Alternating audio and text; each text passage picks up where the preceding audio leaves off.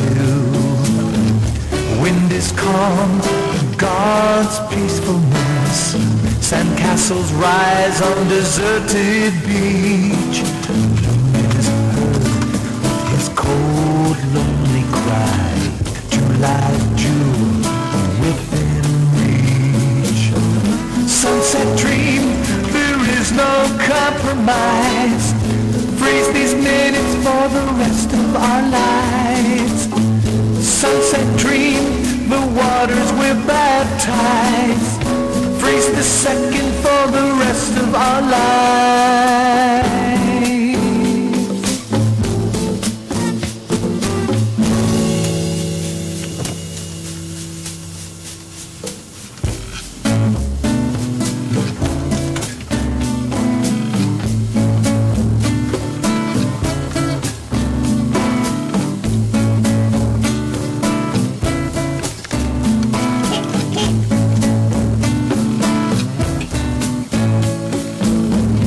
Sunset dream, Ontario.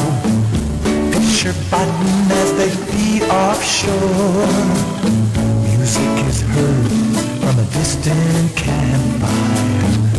July's June forevermore. Sunset dream, there is no compromise. Freeze these minutes for the rest of our lives. Sunset dream, the waters will baptize. Freeze the second for the rest of our lives.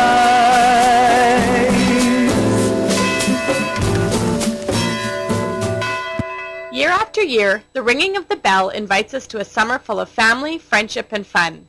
Throughout this video, you'll be taken through the many years of struggles, triumphs, and community spirit that has made Luther Village what it is today.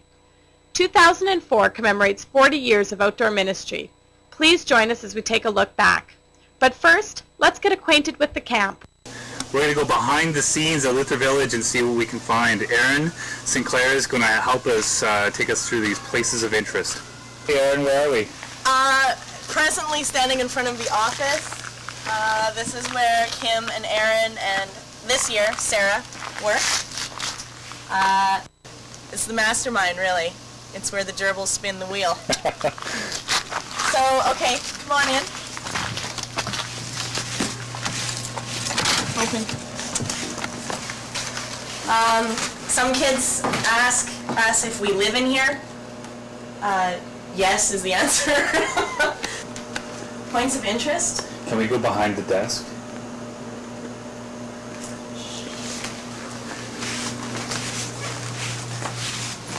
So everyone always wants to see. Oh, hey, can I let you in on a secret? Okay. Sometimes when we close the office and people want to come in, but we're closed, we go in the basement. That's where we lie down here. And we sit. And then when we cough, then we come out. I don't know. Am I? So yeah, that's Kim's desk. This is my desk. With the doctor's I've been working really hard. It's on top of a Bible, don't worry. Okay. Yeah, this is Sarah's area. And, yeah. And what's this wall over here? This wall is a plaque dedicated to people who supported our hydro project.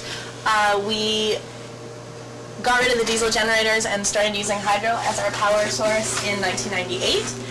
And basically just to acknowledge different people who had been generous enough to give money towards the project, we divided it up into different money categories. So there's 5,000, 3,000, 1,000, 700, 300. And yeah, these are just people that donated to our cause. And this picture here? That's got to be from the 40s, and that's looking down from the chapel. At that time, and what's cool is there's the office that we're in right now, and so this building is evidently really, really old. Same with the dining hall. Do we want to go in the dining hall? Yeah, let's go in the dining hall. Okay, dining hall. Again, like I'm pretty sure that this has been here like at least since the 50s. It's the same original logs, not the original paint, of course. We just did it last year. Come on in. Okay. This is where we eat.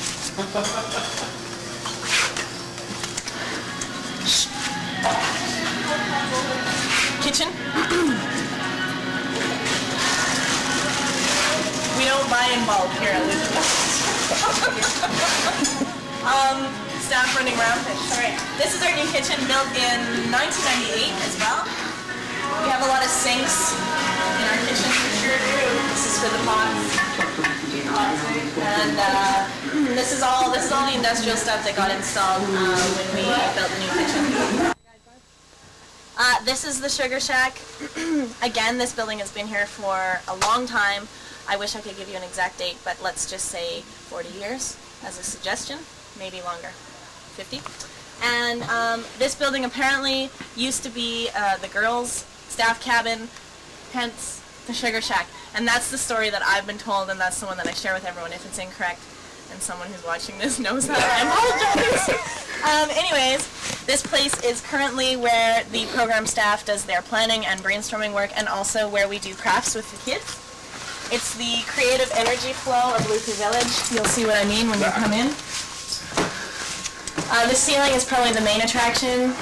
People have been writing their name on here for years and years. Oh, wow. And they only get more and more artistic as the years go by. This half is actually quite impressive. Oh, wow. Yes. Mine not so much. It's kind of ugly. It looks like Aaron 5 cents, but really it's Aaron 95, 96, 97. Oh, yeah, okay. But some people got really Look at that. lots of work put into their name. So yeah, this is the craft building and program office, if you will. May 19, 1974, this chapel was actually built by a group of people, but I think it was masterminded by Rudy Shavy, who sadly passed away last year. But he's remembered here forever because this is the Shavy Chapel at Luther Village, and we use this for worship service. We use it for large group gatherings, morning jam with family camp and the kids camp. We gather, we sing, the staff do skits. It's just a large group place to be, so I don't know if we want to check out the inside. Yeah, let's go see. Oh, wow. There's still evidence of the program staff skits, the dartboard, games. I found out actually just this past spring that Bruno Tim, who is currently as a member at Church of the Cross, which is where I belong, built the fireplace. Oh, really? And I didn't know that. I just found that out. But this is our stone fireplace. And is that why Luther Village has the logo it does, because of the wood? No, I think someone actually made this logo, which I think would have been really cool if we just would have found a piece of wood that fit our logo. Do you know the story of the logo? No. Why it is what it is? No. It's 3 things. 1, it's a cross. 2, it's a shepherd's crook. And 3, it's a fish hook at the bottom. Oh, okay. So it's representative of 3 of many, but fundamental things about Luther Village. Right. Yeah. Cool. Busted! Staff, working hard. That's okay, Rebecca, you deserve a break. If you're looking from behind the scenes, this is Spider's Web cabin, staff accommodations. That's Rebecca, she's on program staff this summer, catching maybe a few seconds of privacy. This is what we call the summer shop. Some people call it the boat shop. This is where we store everything from oil and gas for boats. We also store our water skis and life jackets and waterfront equipment such as ropes and buoys and things. And probably the main attraction in the summer shop would be something that started last year. Stefan Jantz and his father Willie Jantz installed this massive, way too technologically advanced looking thing for Luther Village in the summer shop. It is our water filtration system, and we have something where we go above and beyond the call of what the government needs us to do for our water. We filter it to 1 micron. We have UV filtration, or it basically kills all the germs, and we also have a chlorination system, so we do more than is asked of us. This is a wonderful system. It's been working great. We have to test it 3 times a month. We send our tests into a lab, and we've had no problems at all. And I wouldn't even know really where to begin to tell you anything about details, but... That's okay. Again, the crook, the cross, and the hook. That was painted by Doug Buss in 2001 when he finally decided that people coming around the bend here have no way of identifying what we are, and he thought that what a better way to do it than just to put our symbol up. And we try and use it on all of our advertising, all the posters that I ever make and put out. I try and put our logo on as well. And so yeah, it's kind of like the Golden Arches eventually.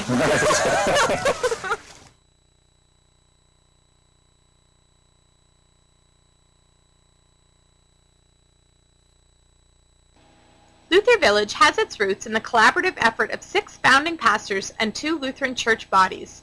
Pastor Bob Jacob, along with Errol Borsch, Orville Kaminsky, Joachim Knack, Dick Matson, and Frank Schmidt, worked together to bring a rundown fishing camp to the Lutheran Church in Manitoba and northwestern Ontario. Yeah. So this was presented then to our conference as a possibility of joining with, at that time it was called the Lutheran Church of America, Central Canada Synod, in purchasing this new camp. Mm-hmm. And of course, some of the old guard, the older pastors as we thought of them, we were, in our early 20s, most of us, and some may have been at least 30. But some of the older men were in their 50s and 60s, and they had this kind of bad taste in their mouth about joint camping kind of ventures.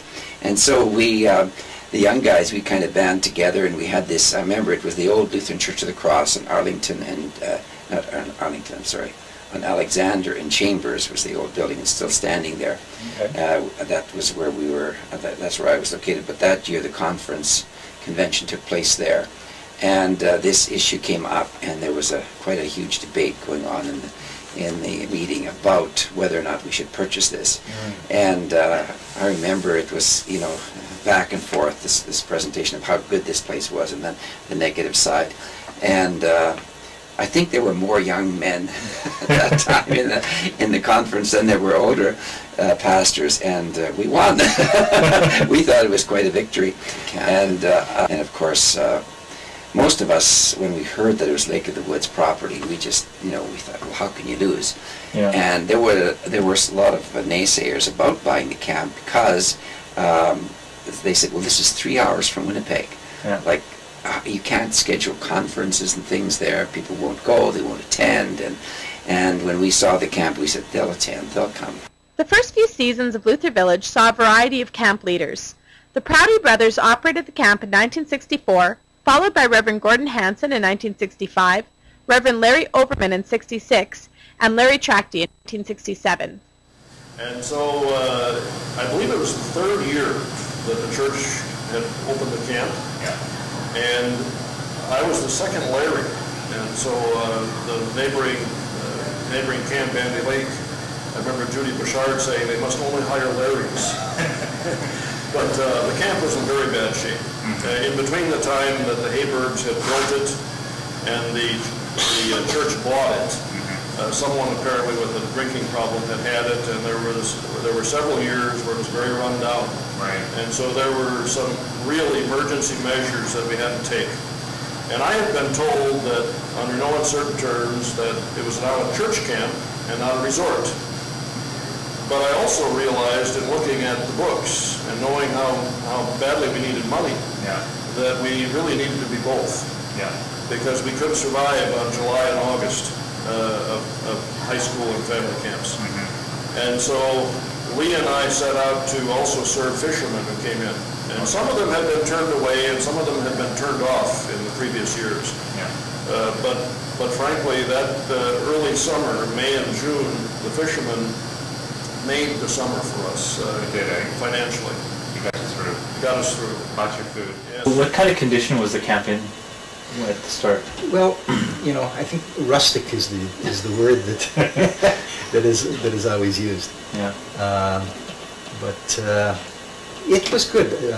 There was the Hudson Bay blankets. Mm-hmm. We had the old Johnson motors. We had the log cabins that we still have. Yeah. but they were the only cabins. It was there was no shop up top.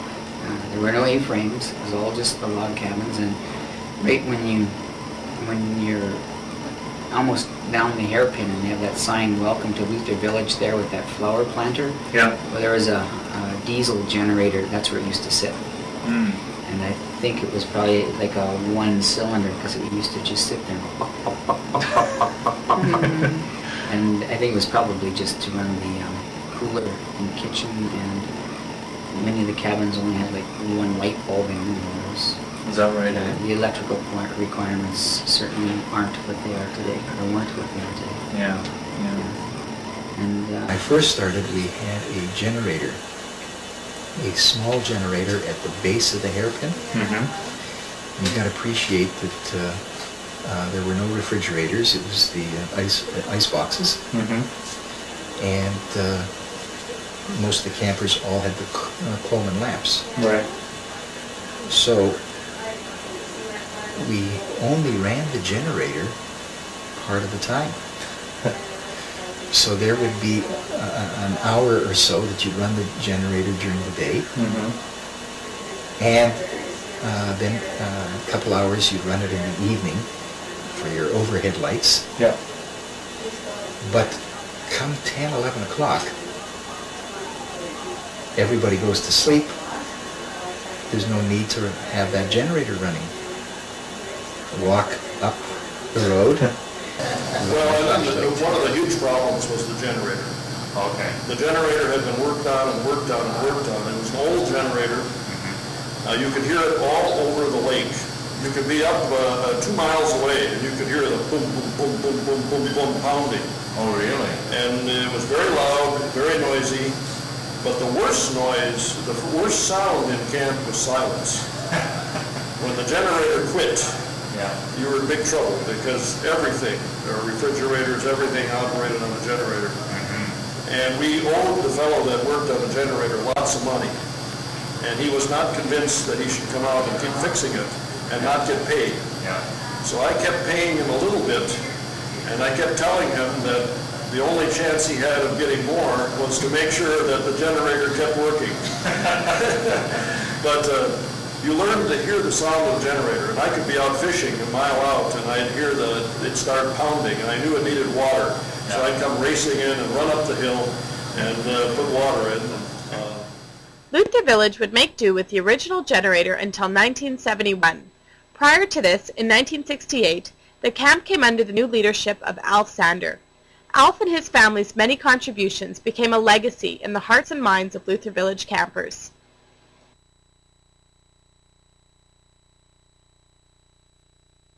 So I moved on site in May of 1968 and lived there that summer. And then my oldest son, Lee, I was fortunate that he could work with me, because he had lots of energy and was gung-ho to do lots of work, and he became proficient in both carpentry and electricity. And there was a huge need on the building end of it, because the cabins were never intended to be long-term. They were never intended to be used 3 seasons or 4 seasons, and they were never intended to have the amenities necessary for families and as the decades went by. So obviously something had to happen, but the camp did not have very much money, and Cindy did not have much money to put into it. And so the idea came forward, my dad's idea, I guess, and he did the groundwork and purchased up in the bushland north of us, and necessary equipment. But I could see immediately that we needed to improve the camp. And the only way, or the best way, when you don't have money, the best way is to do it yourself. That's right. And so I got wind of a sawmill that was for sale about 50, 60 miles away for $700. We didn't have any money, but we went and bought it, and expected to get money for it, and we did. And then after 2 years, we managed to get a planer as well, but over 150 miles away. So we had our own sawmill and planer. But now I think people need to understand that just the sawmill is not an end in itself. You have to get logs Right. to it so you can produce lumber. Right. I remember one of my camp board members, he said, "What are we going to do with a sawmill? Who's going to run that?" And I said, I can. I used to work on a sawmill before I joined the Army, 1943. So I was acquainted with sawmills, but I had never operated one. But Right. We had people that could show us how and help us. So we cut lumber. We cut logs in the winter. Red pine logs, jack pine, whatever logs we could get, some on our own property. Yeah. And then we got permission to log off our property. During the winter, we would log the logs, and towards the spring, we got warmer enough out there, we would start the sawmill up, cut lumber, and gradually we rebuilt cabins one by one by one. So that's when we started to build. And the first cabin was the moose pasture, which is the director's cabin. Oh, okay. That was the first one that was built in 1973. But then we started on the chapel after that. Okay. And the chapel was built totally out of... Totally out of our own homegrown lumber, you might say. Right. The cedar from the in the ceiling of the chapel. That was we logged that off of Gibby Lake, near Gibby Lake. There are cedar logs there. While the early 1970s saw many physical improvements in the camp, there were still many financial struggles. Luther Village relied not only on its revenues, but also on the generosity of its supporters. Different to Ken. Alf was very good at business end of it and volunteerism and getting donations and deals on everything. I mean, I can remember when his first wife would get like a tractor for a Christmas present. You know, a tractor for Luther Village was her Christmas gift, and I'm not joking. Or, you know, a Fred loader or whatever. And so he was so dedicated to Luther Village, and you'd go into the office to pay your bill, and you know, he would just say, "And so how much of a donation can I put you down for?" I mean, he was very bold about asking for money, and people just gave it to him, you know. Cliff Miller, my treasurer for 11 years. If it hadn't been for him and his generosity with bank funds. Pastor Bob Johnson, who was at our Savior's Church on Minto Street, phoned one day and said they need a treasurer at Luther Village. Would you consider doing it? Well, I'm working out in there. We live in River Heights on Campbell Street. Yeah. Not even thinking of getting that deeply involved. Right. I'll give you some time to think about it, he said. Within an hour, he was there in his so I had to make up my mind in a hurry, and somebody that I agreed, I'd go ahead. Because as a manager of Toronto Dominion Bank, he had a little bit of say. He made magic happen. Yeah. So I remember when we bought those trailer units for $36,000. He didn't even require a mortgage. I mean, it wasn't even it was just a regular loan at the bank, or like an advance, right, or a line of credit. Right. And nobody needed to sign for it even. So he trusted the system. Those trailer units were put together to create what is now known as the chalet. Those are 3 trailers put together. One was totally kitchen with a freezer, a walk-in cooler rather, in one end. All the equipment. And then there was a sleeper trailer for the cook or whoever would use it. But then we ordered a dormitory to be built in Winnipeg, 10 bedrooms for 20 people. Right. And that was delivered in 1972. We went from 1972 to 1991 or 92. It was open for 20 years, year round. Wow. Wow. So it was a very large operation. Well, I remember one year we had over 3,000 people that came through the camp, registered as campers or retreat people. Right. As the popularity of Luther Village grew, so did the need for improved transportation. I was the instigator, I thought, anyway, for getting a bus. Okay. Because people were saying, why should we drive 5 or 6 cars from Winnipeg for a retreat? Yeah. To take out 20 people or 24 people, whatever. So I thought that a bus would be ideal. Well, I had fun with buses, I'm telling you.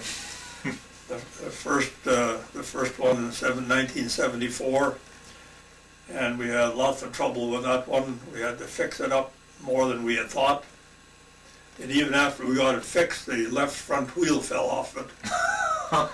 The group that were going to Thunder Bay from Winnipeg. Yeah. Did it fall? I hope it didn't fall off while they were driving down the highway. Yes, they did. Oh dear. It was borrowed by the ELC. At that time, we were not in the merged church yet. I was LCA, and the Central Canada Synod was the LCA partner, and the Manitoba Conference of the ELC was the other partner. Mm-hmm. And one of their pastors, Ben Coltfeld, from Brunkill, wanted to borrow the bus, the first bus that we got.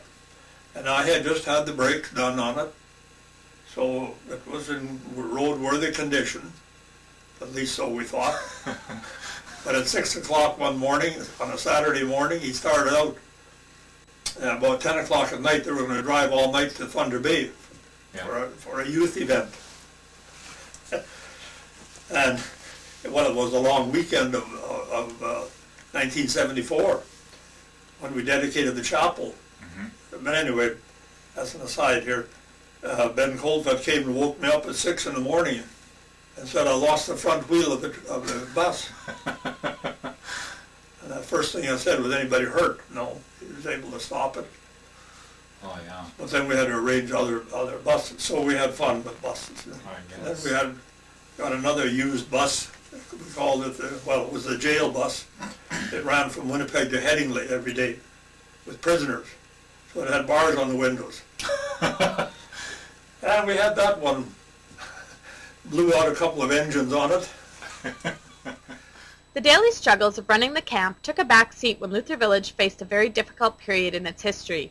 In 1976, a forest fire swept through the area, claiming several of the buildings, but sparing the majority of the camp. Started coming out. There were ashes falling, and things. So Alf said, called everybody, get on the bus. You know, the university students, and get them out of there. Yeah. So we had some fishermen out on the lake, and some campers had gone hiking. Mm-hmm. So we stayed back there. Everybody left, and Cliff and I and the kids stayed back there until everybody came in. And then they wouldn't let us out on the highway. They evacuated us to a gravel pit. Yeah, but just to back up a minute, you see, once that smoke started coming, then pretty soon come forest people, Department of Natural Resources people came in and said, you got to get out of here, there's a fire coming your way, and you better move it out fairly quickly. Yeah, yeah. Like gave us everybody very short notice, get out. Yeah. But I did grab all the recipes from the kitchen. Recipe Well, the fire began about 2 miles southeast of the camp. And it went around one lake, and then it jumped the highway, and it came to us. And some of the sparks actually jumped the lake. It was a very windy, hot day. And tinder dry that spring. So, the fire came. We had to vacate the camp. I had a group out there, and I drove them. I drove them back to Winnipeg with the bus. But my son had a house there, and he thought that would be a goner. But it wasn't. It burnt the water hose right up to the house, but it didn't burn the house. But our maintenance man, Lynn Marks, he lost his new house. Oh dear. And then we lost the generator. first generation that we had, the one that we had in 1970, I guess. Maybe it was the second one. But burnt cabins and but not the dining hall, not the moose pasture, not the chapel, not the good new stuff. He called me the night of the fire out there, and I couldn't leave Winnipeg. And he said, "Larry, the village is on fire. We've got to get out there." And I said, "Alf, I can't go." And I can't remember who he went out there with, but I mean, you know, he just loved that place with passion. After the fire in 1976, the Sander family, along with many dedicated campers, threw their hearts and souls into rebuilding the camp. As the years went by, Luther Village became a summer tradition for many families. When I think about growing up at Luther Village, it certainly brings back lots of warm, happy memories. Living there my whole life, it was sort of my home and my life for so long. When in the summertime, it was sort of a high energy time, and we enjoyed, myself and my sisters enjoyed meeting the same people and seeing friends that came back then every year. How long have you been coming here? 33 years. And I know so many people who have driven in here and for just to stay for one night and ended up staying for weeks and then coming back every year after that. Something about here that you feel safe and happy and you feel close to God, and it's just, I think it's pretty much one of the best places anywhere. I mean, Doug and I have traveled, and we still say that we think Luther Village is pretty much one of the most beautiful places. And then when we started having children, like Bruce said, we would come from Saskatchewan, and our family holidays were always at least 1 week camping with the kids and 1 week at my aunt's cabin. So we did that for, what, 4 years when we were gone. And when we were here, it was the same thing. We wanted sometimes to possibly take a trip somewhere else for our summer vacation, and the kids always, no, we want to go to Luther Village and we want to go to Auntie's cabin. Yeah, so that's what we did, and we still did. do that to this day. So it was a fond place. And I think the kids liked it because they, I mean, it was a safe place, and they got a little bit more, they got a little bit more freedom. And so that they could be with their friends and they could be out when it's dark. And well, we lightened up, and curfews were relaxed, and you weren't so worried about who they were going with because you knew the people. And I've spent many summers there with my kids since they were born, and I know that people often will phone and welcome us home after the summer and say, "Are you glad to be home?" No. That's the standard answer, because I know, especially when my kids were a little bit younger, you know, being at Luther Village, as long as you knew they were with a friend and away from the lake, you knew they were safe. And so they had a lot of freedom, and then we'd come back in the city and I didn't even want them to play in the backyard by themselves. So, you know, it's just a totally different atmosphere. Everybody looks out for each other and is welcoming and inclusive. And I mean, the trips to go blueberry picking and the, you know, times with the resource person, and the campfires and the worship services and skit nights and barbecues. And somebody gave me a hat one year, and but the spelling is wrong here. They said it should be executive dictator. Because I was called dictator more than once, but you had to have a hard line at times. But then when we did our logging and building and whatever, then I would wear this one. And if the staff got angry, then I put this on too. So I wouldn't get too hurt. Alf Sander's years as executive director of Luther Village came to a close in 1985. However, his hard work, dedication, and vision for outdoor ministry continue to be a part of the Luther Village story. And here's my last swan song. I'll zoom in on that there. And I see on the back Reverend Alf Sander is honored, and I was honored. It was a real honor to have worked there and to have had the support of so many people, and that the church has benefited with this camp, and I hope and pray that it will it will last, well, forever, because, well, God's creation will last. The rocks and the trees will not go away, and the lake will always be there. That's right.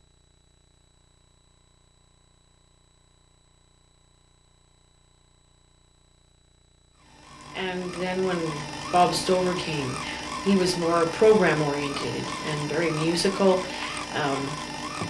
He gave a real gift of music to Luther Village. I think with him, the campfires really came alive. He had a beautiful voice and was great at playing the guitar. And he was very, I think, really established a lot of committees, fundraising committee and different committees to start taking on more tasks with him. We started having the annual phone-a-thon, things like that. During the late 1980s and early 90s, Luther Village continued to see many developments.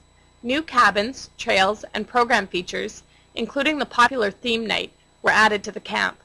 Sadly, these years were also punctuated by the loss of a young life in 1988. In 1988, I was a program leader that year and staff. And that was the year that the storm came through camp. There was a tornado that touched down close by. I was out in the lake with about 10 kids between the ages of 12 and 15. And there was another counselor, Martin, and myself who were out there. And I remember waking up in the night and hearing the storm. We went to bed with the stars shining above us. We were sitting around the fire and we just thought, perfect weather. We had a calm ride out to Blueberry Bay. And we woke up to the sound of the wind and the thunder and lightning. And the girls were scared. And I just was encouraging them, saying it's going to be fine, and we started joking around about, oh, if a tornado came, ha-ha, just, you know, click your heels 3 times wherever you end up and say there's no place like Luther Village. And it was a very nervous laughter that people had, and we didn't know the devastation that had actually happened while we were there. About... What had happened? That a tornado had come through camp, and we caught only part of it where we were at Blueberry Bay. But during that time, there was a family to come off the highway that night. They were looking for a camping site to stay at.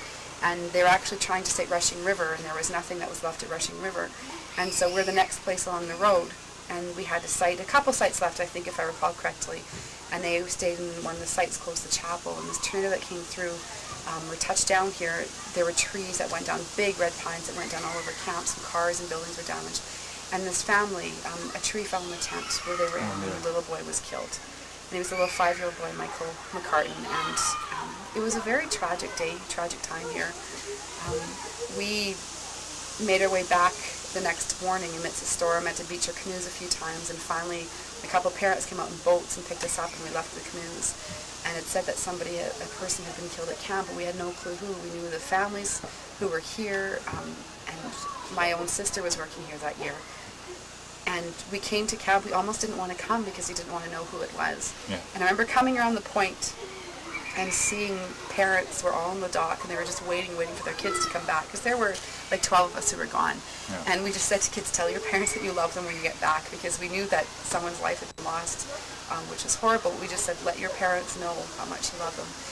And we came back to camp and found out who it was, and that we didn't know them. And just one of the things that stuck out in my mind so much about that was the community of the people, the campers who were here, and how people got together to clean up the camp. Trees, like I said, were down everywhere.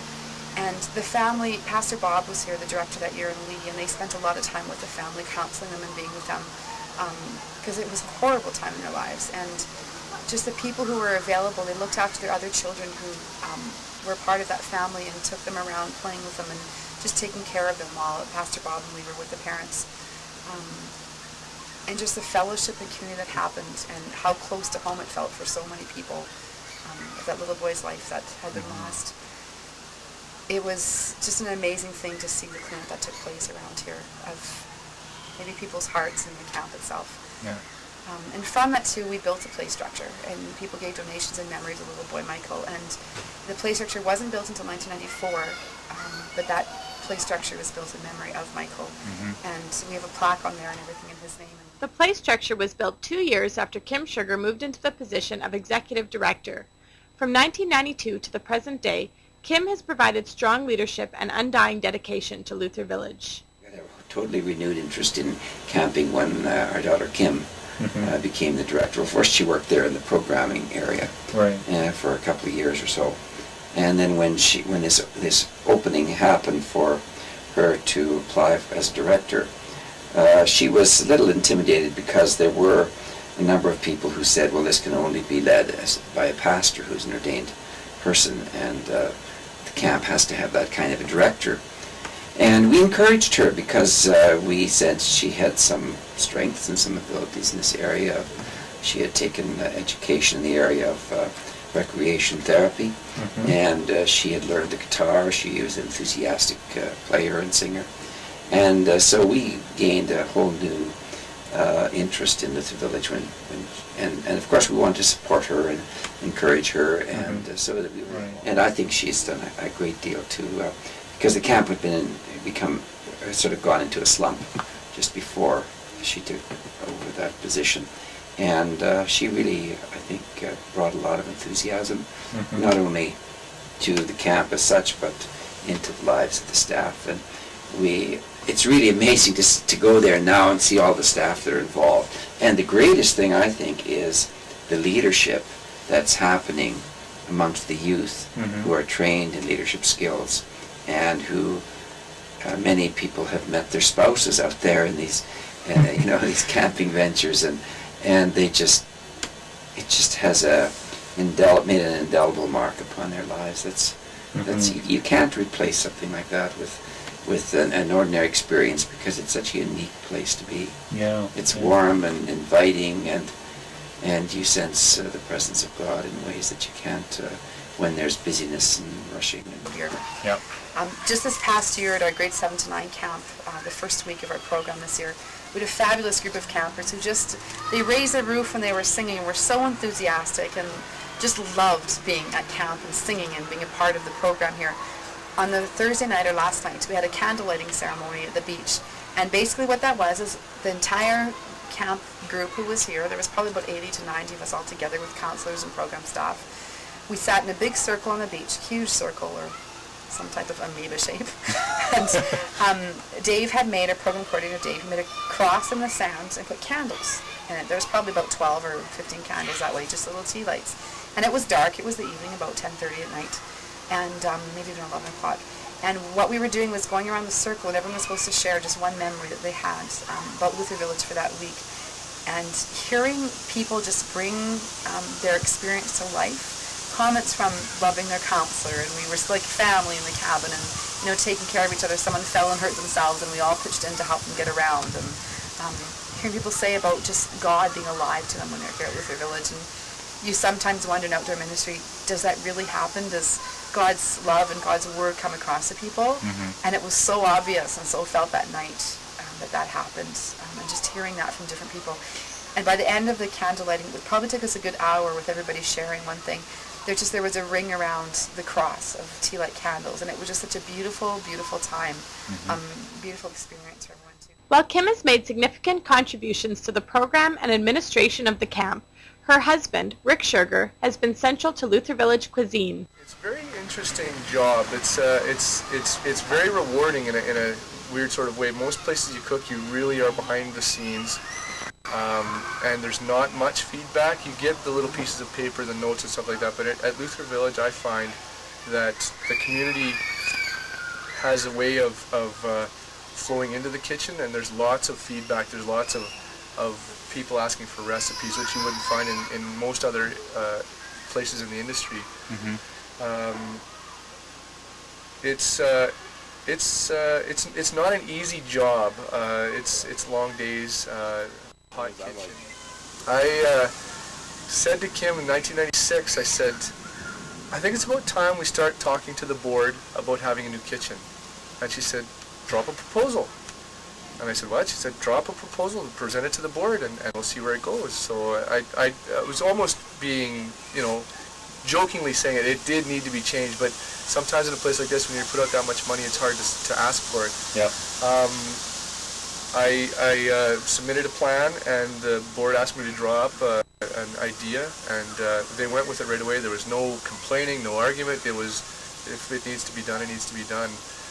It was quite rewarding, the fact that they asked me to kind of be the brains and the idea man behind the unit, and I really enjoyed that part of it. In addition to the new kitchen in 1998, Luther Village has seen many other improvements in recent years. Also in '98, the camp replaced the generator with hydropower, and from 2000 to 2002, both sewer and water filtration systems were installed. You know, the hydro was kind of a dream come true. I know that that had been researched before I was on the board, and the cost was just way out of the world. Yeah. And then one year we had some conversations, Kim and the board, with a fellow from Bell, Canada, and they said they'd be running fiber optic cable along Highway 71. And that if we wanted to, we could pay to have larger poles put in and sunk deeper, and then we could run a hydro line. Oh, really? Yeah, and so what happened is he said that they'd probably be doing that in about 3 to 5 years, and I was on the board at the time. Oh yeah, 3 to 5 years, that would be good. Well, about 2 months later, this is in the middle of the summer, he comes in and says, we're starting in September. Are you in or are you out? So all of a sudden, like you're standing at the train station, the train's leaving, you get on it, and so we started crunching numbers, and we knew it would be, you know, over $100,000. So we quickly called board people together and had to get Senate approval because we had to borrow the money. Yeah. But we went for it. Yeah. And so it was just kind of, we thought we had a few years to get things lined up, and all of a sudden, oh, you got about 2 months. Yeah. So, and then that's how we got the hydropower, so we were able to piggyback onto that. All the things that have the physical job that's been done in the camp, the kitchen and the septic field and the new cabin, and it's been pretty interesting watching the metamorphosis of an old style camp really moving into the year 2000 and beyond. Yeah. With the improvements to the water and the sewer. Luther Village has become a well-known destination in the Lake of the Woods region. Boaters on Dogtooth Lake can find the camp with the aid of a large painted logo or by locating Luther Rock. If you go into the Narrows, there's the rock there. Yeah. And in '66, I painted that rock. Okay. And I painted the words Luther Village with a big arrow running. And at that time it was just a rock. Now actually I think on the maps it's named as Luther Rock. Yeah. But at that time it was just a rock. Yeah. But I painted that. Asked my sons about the rock because the paint is all but gone now. Boating and water sports is just one component of the many activities offered at Luther Village. Every year, campers enjoy singing at campfires and morning jam, dressing up for theme night, practicing and performing for the talent show, exploring nature, learning about God, and finding fellowship with each other. I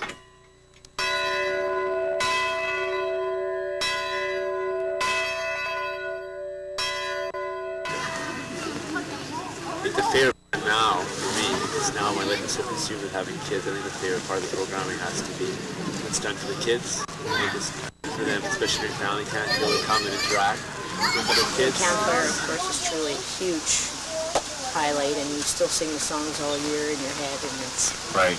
I think it's... I think that would be my favorite. I remember street dances in front of the office, in front of the old gas tanks that used to be in front of the office as well. Those are always really fun times. And we've resurrected them a couple of years ago, and it's been really fun too. It brings back lots of memories, and you think about the memories that children now will have when they're older too. Yeah. Street dance. One important part of any summer program at Luther Village is the group of staff who lead us in activities, plan and prepare our meals, and take care of the physical space so that we are free to enjoy the outdoor ministry. Each year, many laughs are shared as staff members live, work, and play together. What makes me laugh the most is the staff cohesiveness each year. There's been a lot of funny people that I've worked with, and the amount of laughter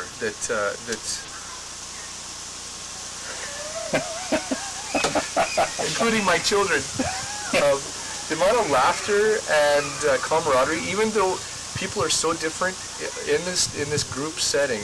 There's so many different variations of people, and they still have the ability to get together in times and laugh and fight through some of the tougher times. The best part of working here, is a camaraderie. There were some nights where we wouldn't even sleep. We would stay up all night because we were just having so much fun, and we didn't want to go to bed and wake up the next morning and play with kids all day and do it all over Practical again. jokes are a time-honored tradition among Luther Village staff.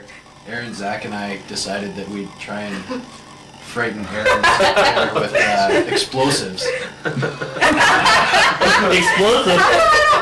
I remember. I don't know if you were there. I don't know where you were, but we told her that we needed some supervision on the beach because we were having trouble digging and we were going to blast it. And so we had this little hole and we were digging a hole to put a concrete block for a tetherball pole in.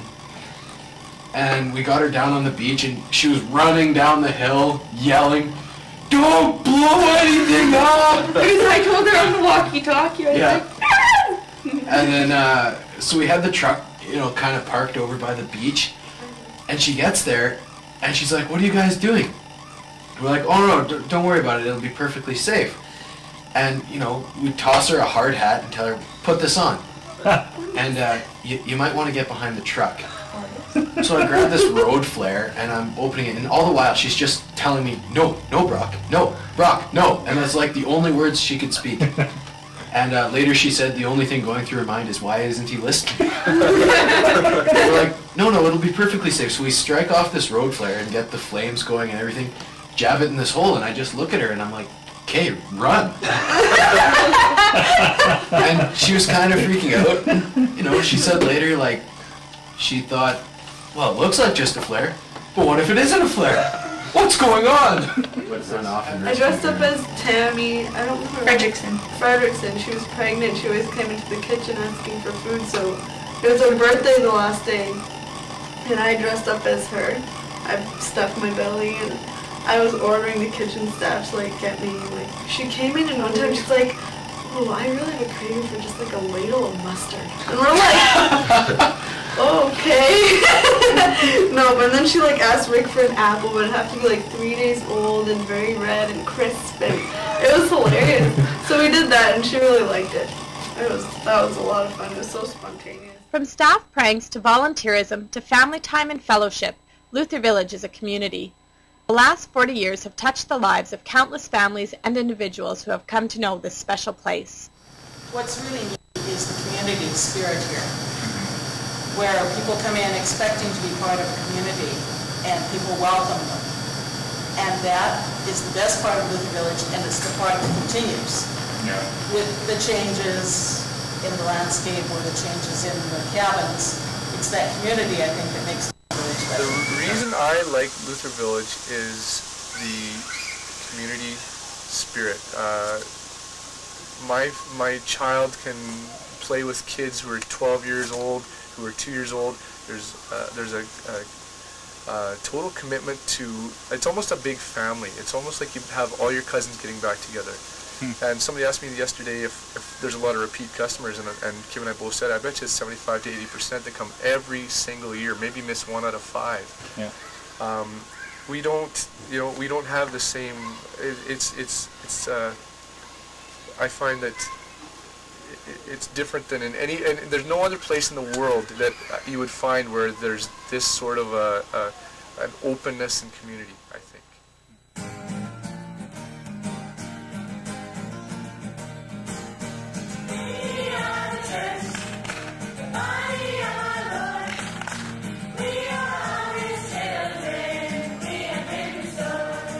The fellowship with people.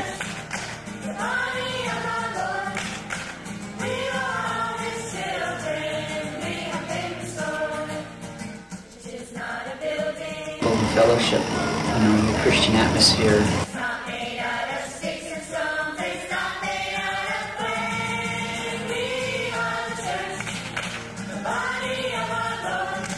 I just love the community.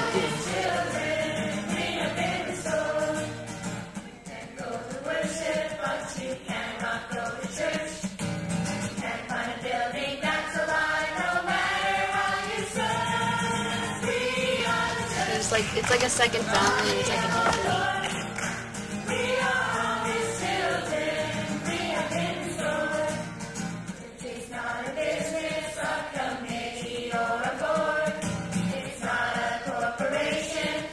The people and the atmosphere.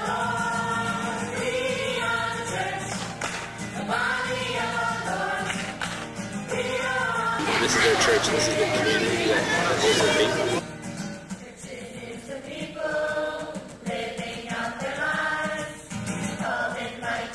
we love just Luther Village and Elgin and these two villages.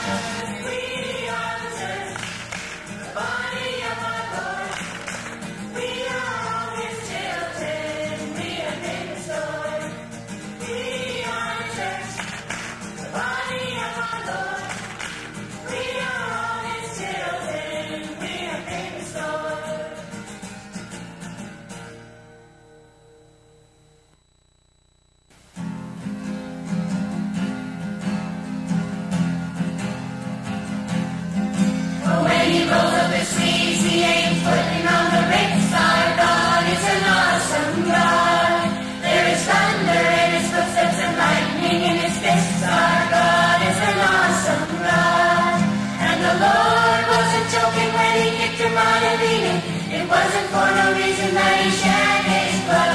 His return is very soon, so you better be believing that our God is an awesome God.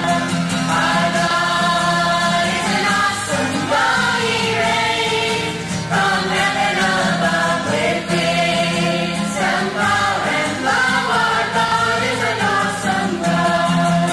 Our God is an awesome God. He reigns from heaven above with wisdom, power, and love.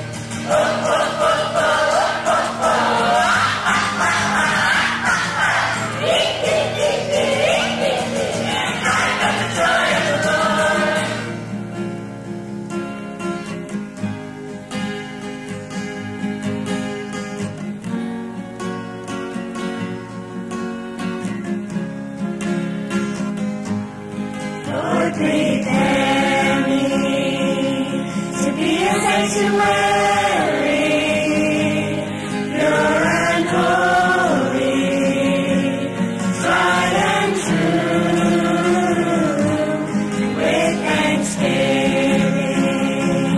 I want to be a living sanctuary.